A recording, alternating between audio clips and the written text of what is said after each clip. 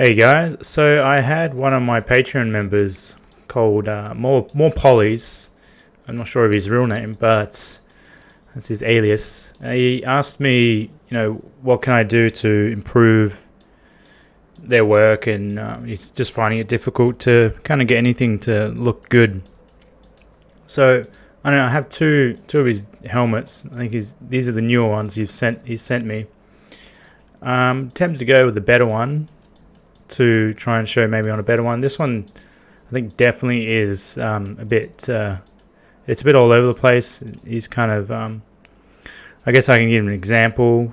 I know he's used one of my brushes to do, I think the hard edge brush here, just the straight line brush, and kind of place some straight lines and gone a bit crazy with that. Just place some details and like this and like that.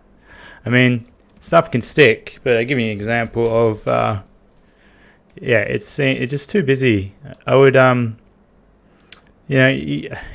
guess I'll work on this one a little bit. You can kind of trash it and smooth it out. You need to find what the hell you want to do with this one also. Like, what is it? Smooth it out, kind of flatten it. Bit of trim dynamic here, there, trim it there. Do maybe there. You're trying to find some shapes, some of the shapes, and you kind of zoom out. What's going to avail itself to you? I guess this might be an okay example because it's such a something that's really funky to begin with. Maybe these vents will work. I don't know, it's a funny design if you really think about it. It's you want to think about, like, well, what is this? What are these vents? What do they do? Like, what is all this?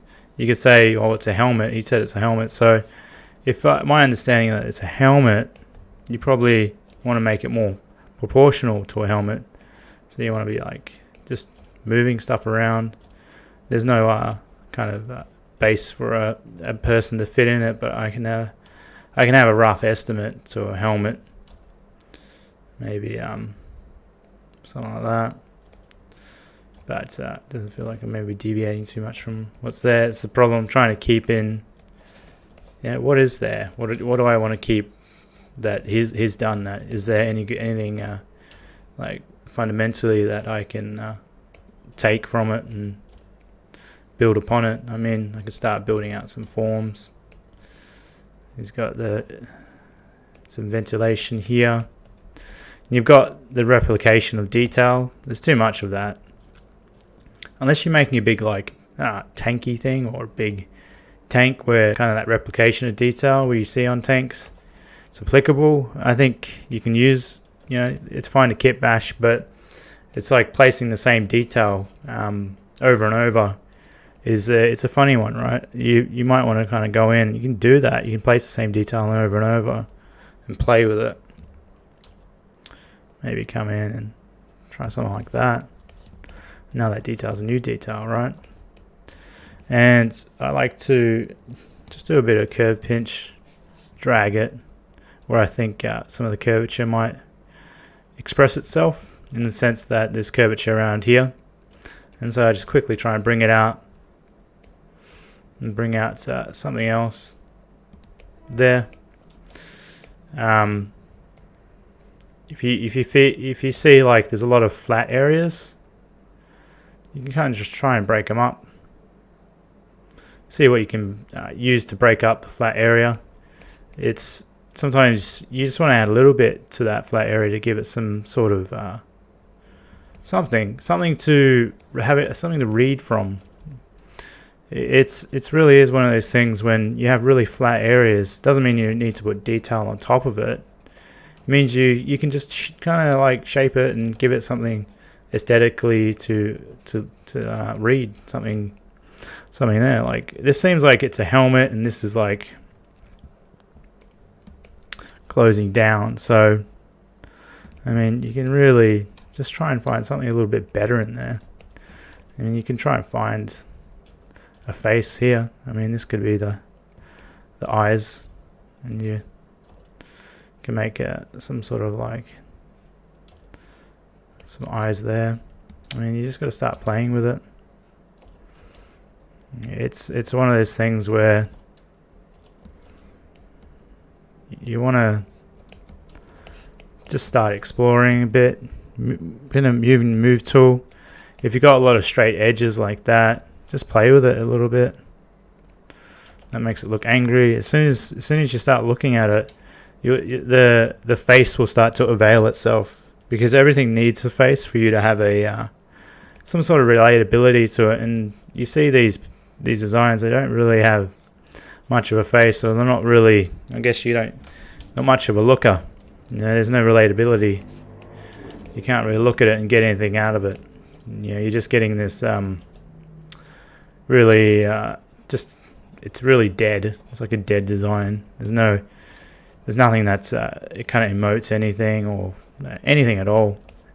And so this is a tricky one, because this is like real random stuff. And so you can start to see how the face is here. This is where you want to look at. You want to see, well, where's the face? You got cheeks, slightly cheeks.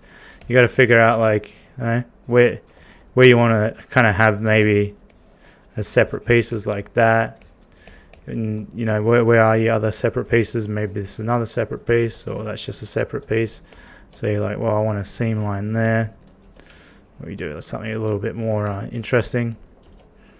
Or you try and just be really free with your panel lines, I should say. Don't commit to anything, but I'll speed it up from here, and I'll see what I can get.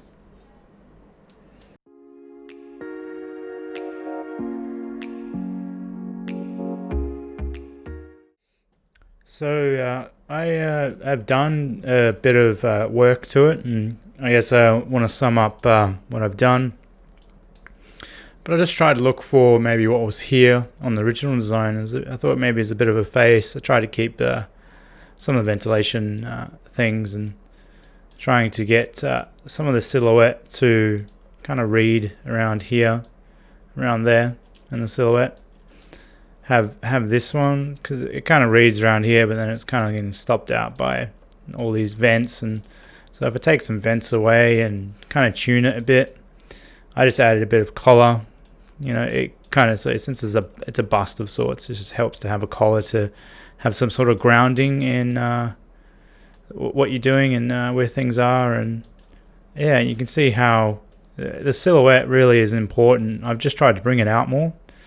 It's one of those things where I can completely go over the design and very much lose what's underneath. But I'm pretty used to you people want to kind of make something that looks like something else, so you want to keep the existing thing there while kind of putting your little spin on it. And so I've tried to do that. And I think this one's just a bit all over the place and just need a bit of tuning to it. And this is kind of what I've done here. And I think these will maybe be some sort of vents or lights.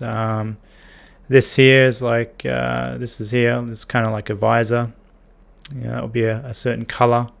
You can make that a certain color, and that kind of, it starts to read. And what you're doing is, when you're designing these things, you're trying to make things read and having that understanding of what these things might be. What this thing here is, that ventilation.